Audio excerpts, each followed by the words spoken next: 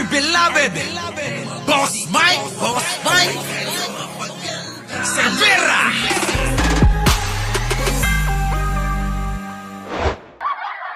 Political analyst. Isa na nga to. Isa na tong political analyst na to.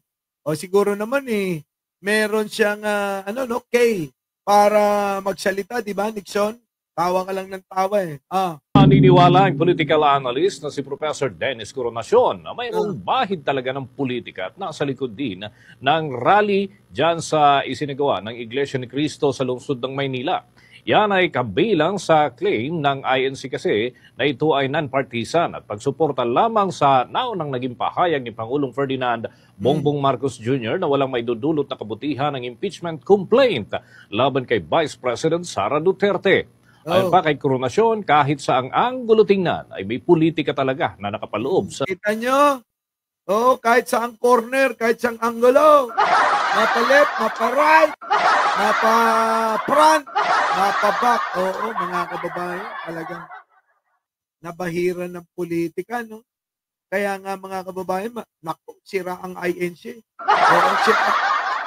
Daming opinion daming pananaw. Ultimo si dating Senate President at senador na si Enrile, mga kababayan, nagsalita na. Tuloy natin. Sa naturang rally, inihalimbawa pa ng political analyst ang pagsama ng ilang mga senador sa naturang rally. Kaya nga, bakit nga nandun sila bato?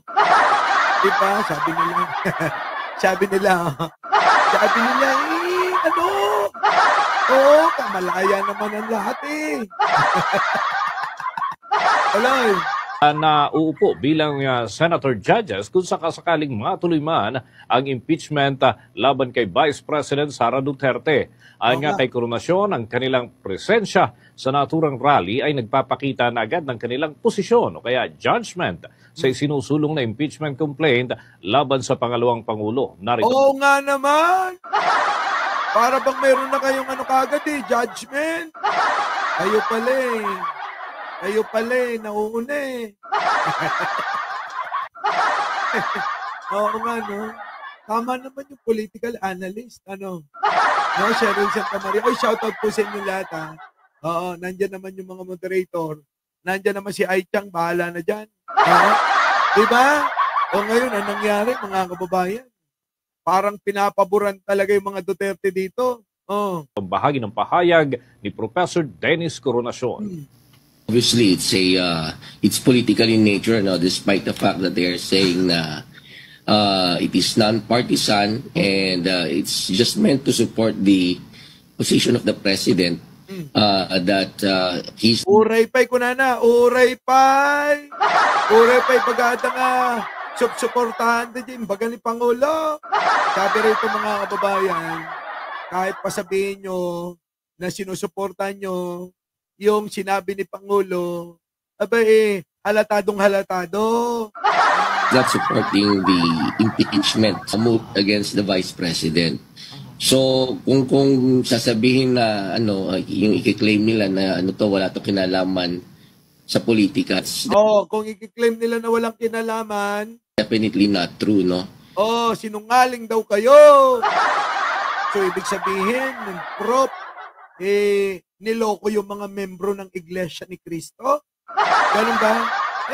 Parang ganun yung ibig sabihin, Parang ganun yung pagkakaunawa ko, mga kababayan, Kasi ang mga membro, mga kababayan, ang alam nila, peace rally lang. Peace, peace ba? Peace. Peace. Peace. Ano nangyari, mga kababayan? Diba? Kasi parang ganun ang ibig sabihin ni Profesor.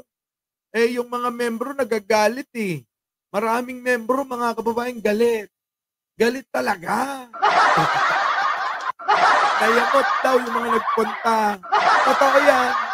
Marami nga dyan, mga kababayan, nando doon, puntahan nyo, sa Riddick. Makikita nyo doon yung mga hinaing nila. Nako! Grabe. Sa pamunuan. Yung mga membro nyo nagwawala doon sa Riddick. Gagalit?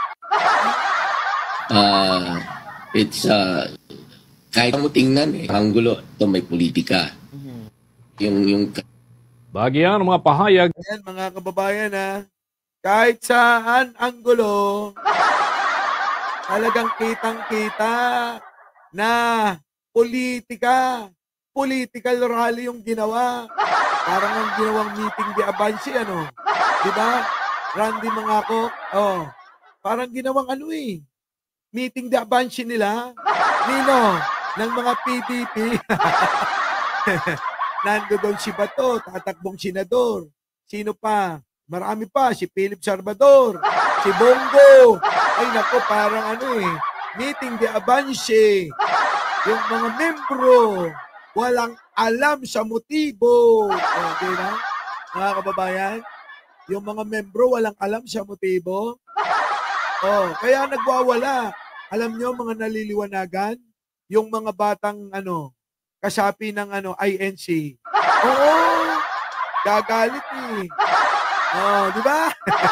Ito lang. ni Professor Dennis Coronacion, isang political analyst. Naniniwala pa ang profesor na ang mistulang show force ng Iglesia ni Cristo ay makakapekto sa desisyon ng mga senatorial candidates. Posible niyang mapaisip ang ilang mga kandidato, lalo na ang mga re-electionists sa kanilang magiging posisyon o kaya paninindigan sa isasagawang impeachment proceedings kung sakasakali laban kay Vice President Sara Duterte. Ngayon mga pagbabayan nag-iisip nga kung paano Siyempre mga kababayan, mga kababayan, iniisip yan kung paano, di ba? Iniisip kung paano maisasakatuparan yung impeachment na yan. Bakit? Marami ring galit na mga Pilipino na gusto talaga ma-impeach si Sara alangan naman tutulan din natin yon, hindi ba? Sabi nyo nga, karapatan nyo na magsalita, kaya lang pinangangalandakan nyo na kayo'y partisan, non-partisan, di ba? Na ang simbahan ay hindi mangingialam kailanman sa usaping politika. Pero mga kababayan, tanong ko lang, para bang sinasabi ng meeting de Abansi ng Iglesia ni Cristo, tawagin na natin meeting de Abansi. Huwag na natin itago sa prayer rally. Halatado nga naman daw bakit pa natin itatago sa prayer rally? Di ba? Tawagin natin meeting de Abansi ng PDP. Di ba? Meeting de Abansi ng PDP yan ang tanong mga kababayan, tanong lang, sino ba nauna? Para bang bulag ang pamunuan ng iglesia sa mga istorya at mga kaganapan nung nakaraan? Mga kababayan, baka nakakalimutan nila hindi lang talaga sila nanonood. Kaya naligaw sila. Di ba? Eto yun Ganito ba yun? Yan po yung inyong pinapanigan. Eto po Ito po yung inyong pinapanigan na si Pangulo at iba pa, mga kababayan, hindi naman umiimik. Diba? Ito na. Pasok. Putang ina ninyong lahat. Martin Romualdez, Lisa Marcos, Bongbong Marcos. Si Bongbong Marcos bangag noon. Ngayong presidente na, bangag natin ang presidente. Imagine myself cutting his hand. Patayin mo si BBM, si Lisa Raneta, at si Martin Romualdez. No joke. Abukahin ko yung tatay ninyo. Itatapon ko siya sa West Philippine Sea. Pagka ganon, maghiwalay-hiwalay na tayo. Kayong taga Luzon, pumunta na yan sa Mindanao, mag-declare na lang tayo ng independence separate. Gusto ko, ang galing yung ulo niya ba? So, paano yan mga kapatiran? Mga mahal na mahal nating mga INC. Ito ba yung inyong pinagtatanggol? Ganitong klase ba yung gusto nyong samahan? Di ba mga kababayan? Yan po ang maraming katanungan ngayon ng maraming Pilipino. Kaya nga nagsasabi yung mga profesor, mga political analyst, ang nagsasabi na halatang pinagtatanggol nyo si Sara. Ngayon, ang nakakapagtaka, akala ko ba'y para kay sa kabutihan at sa tama. Kung inyong kakampihan, yung ganitong mga pangangatwiran, baka gayahin ng taong bayan. Kagayahin ng mga kabataan na mga kababayan, na pwede lang pala yung mga ganyang mga salitaan. Kapag naging leader ka, naging vice president ka, naging president ka, pwede mong sabihin kahit ano na lang. Diba, Evangeline Camelosa? Diba, Karma, Rowena Dulay? Tito Waldo, Beauty? Virginia Agudo? Mga kababayan? Ano na? Hey, dako. So kung ganito, ang sasamahan ni yung kaibigan natin dyan mag-comment ka nga ulit na wala ka na. Ayun, si Andrew.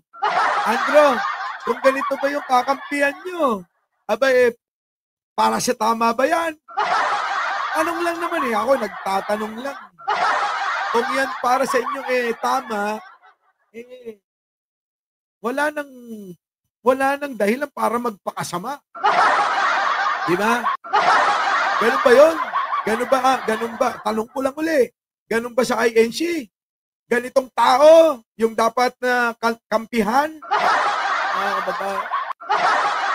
Pagka ganyan ang kakampihan, mga kababayan, ulitin ko, wala nang dahilan, para gumawa ng mga masasama at gayahin sila. Tama, mali. Yun yung pananaw ng mga Iglesia ni Cristo.